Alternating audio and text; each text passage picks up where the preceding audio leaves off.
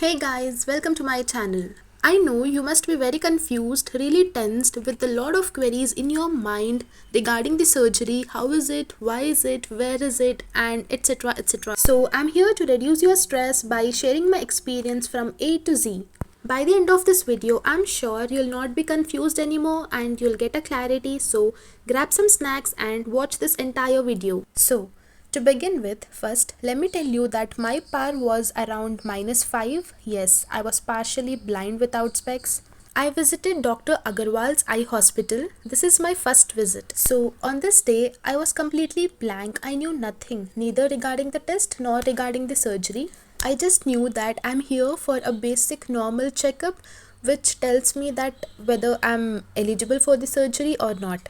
Yes guys, you can't just randomly go and get the surgery done. Yes guys, you have to undergo few tests. As you can see here at the door number 2, it is written as dry eye. Here they checked the dryness of my eyes, and at the room number 3 they did pentacam scan, and at the room number 4 they checked the power of my eyes. Pentacam is basically a test which determines the thickness of the cornea. And after all these tests were done, as you can see, I got my reports and I was very happy to know that I was eligible for the surgery. And then I headed back to home. And now I had 3 options of the surgeries. The first one, Smile; second, Femto-LASIK; and the third one, LASIK. And among these 3, the Smile was the costliest one and LASIK was the cheaper one. And as my eyes were little dry, so they advised me this drops to use, which honestly I didn't use.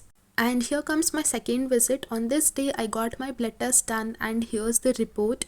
And trust me guys, I get really scared of needles, and I was actually scared before my blood test because I don't really take injections no matter how sick I am. I remember last time I took injection was for hepatitis B vaccine at my college. As I'm a med student, it was mandatory for us to take vaccination. And on my third visit, I got my dilation test done, which was exactly a day before surgery. And here comes my fourth visit. As you can see, I reached early morning. There are no patients at the hospital and the staff is still cleaning. So yes, I reached early because this was my surgery day. And I thought my surgery will be done before afternoon and at 1 p.m. I'll be at home. But unfortunately, this didn't happen. So we visited a nearby restaurant where we had our lunch, and I offered Zohar and Asr namaz together because I knew my surgery might delay till 5 p.m. so I didn't wanted to miss my prayer. And then I came back to hospital and I changed into the surgery gown, gloves, mask, socks, and I had an anxiety pill and a painkiller which was given to me. And later a nurse came. She put anesthesia drops for both the eye and then she cleaned my eyes with some sort of solution, and I was supposed to wait outside the OT. And then it was my turn. I entered the OT, I laid on the bed, and then the surgeon begins by putting anesthesia drops again. As you can see the procedure in this video. No, this is not my video, but yes, this is the exact procedure that takes place during Smile surgery. And to be honest, you will not feel anything. The only thing you are able to see is the green light, which you can see on the right hand side of the video, and you have to focus on this green light for few seconds and then everything just black out. And yeah, coming back to my experience, my surgery began with the right eye. Honestly, I didn't feel anything in the right eye, but during the left eye procedure, I was able to feel, and yes, I did feel pain, but it was tolerable. And before I could do anything, I was done with the surgery. It just took around 5 minutes for both the eyes. And after my surgery, a nurse took me to a room where I removed the surgery gown, gloves, mask and all, and she again put some drops in both the eyes, and she gave me black goggles which I had to wear. And then I took all the medicines, drops, and then I headed back to home. And at this point I wasn't feeling anything, no pain, no irritation. And while heading back to home, I was able to open my eyes, but my vision was still blur, which is completely normal.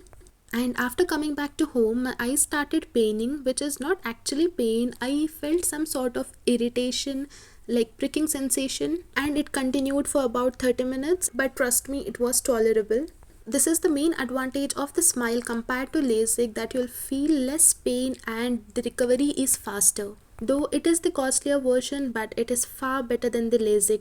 So here I am editing this video on the 13th day post surgery. And Alhamdulillah, I have absolutely no pain, no any sort of irritation, no dryness issue.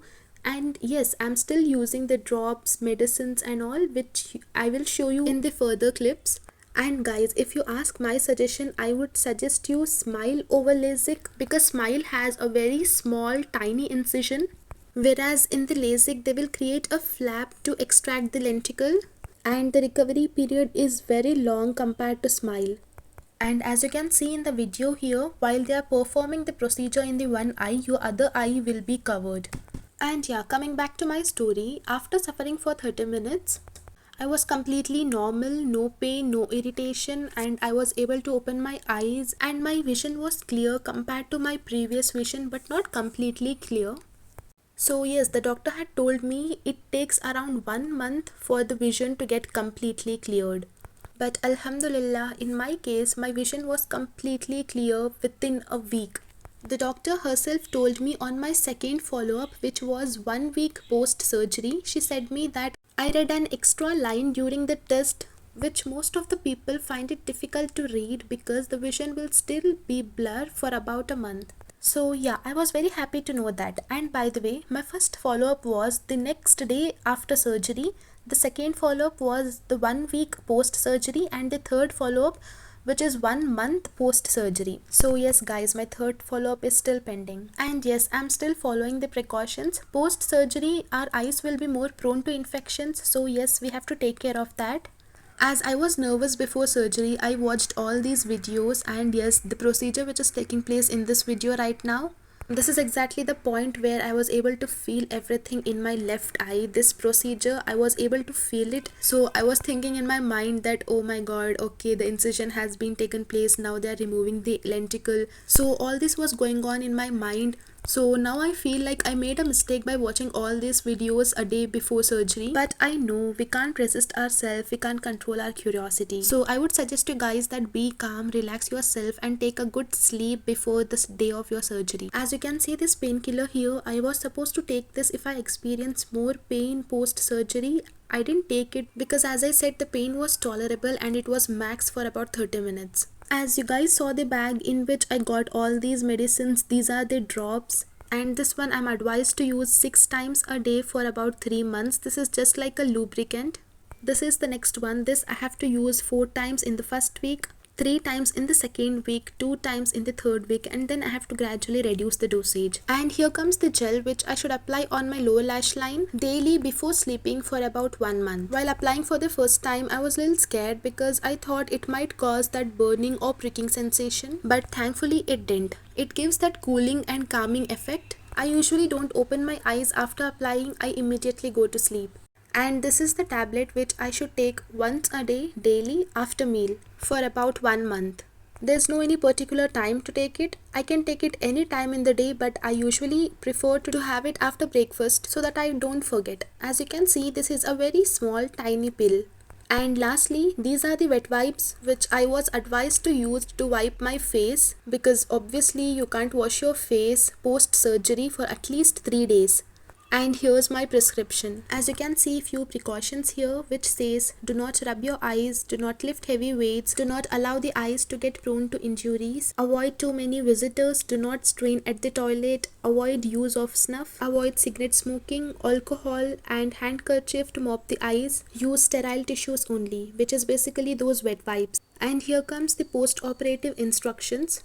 Here you can see the most asked question, that is, what can I expect after surgery? As you can see, it is given as it is common to have redness, irritation, slight discomfort, watery eyes soon after the surgery, but it gets better from the next day. And sometimes you can experience burning sensation while using drops. Yes, I did experience it. And the next most asked question is, when can I wash my face or hair? As you can see here, people who undergo LASIK or femto-LASIK procedure should wash their face after 1 week, whereas people who undergo Smile procedure can wash after 3 days. And the next point is about the sleeping position, and to be honest, I had no idea regarding this before surgery. Yes guys, on the day you get operated, it is important to sleep straight on your back. From the next day, you can sleep on either side, but avoid sleeping in face down position. And to be honest, I struggled to sleep straight, but yes, I managed to sleep straight for 3 nights. And I wore goggles while sleeping for 3 nights because I didn't get that eye shield. As I didn't wanted to take any risk, I thought it's better that I wear goggles while sleeping. And obviously it was very difficult for me. And the next doubt is, how long should we wear the protective glasses? Here it is given as you should wear the glasses entire day immediately after surgery, and from the next day onwards you should wear only when you are exposed to sunlight for about 1 month. But the doctor advised me to wear 3 days post surgery even if I'm at home. So yes guys, I was wearing it for 3 days, day and night continuously. And now the most important doubt we all have is, when can I start using mobile, laptops, TV, etc. It is given that screen time to be strictly avoided for 2 days after surgery, and then gradually it can be increased. And yes, even I followed the same. From the third day I started using mobile.